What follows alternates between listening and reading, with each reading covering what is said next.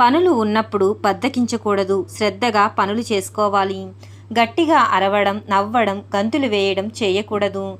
భర్త వద్దు అన్న పనిని ఎప్పటికీ చెయ్యకండి.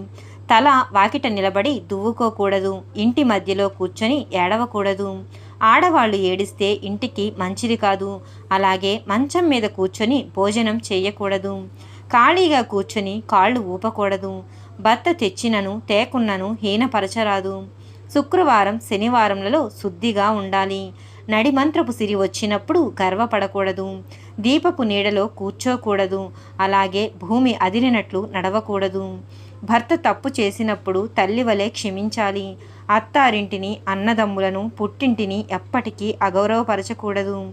పుట్టినిల్లు ఎంత గొప్పదైనా మాటిమాటికి ఇంటికి వెళ్ళకూడదు. ధనికులను చూసి ఈర్ష్యపడకూడదు. అలానే పేదవారిని చూసి ఎగతాళి చెయ్యకూడదు.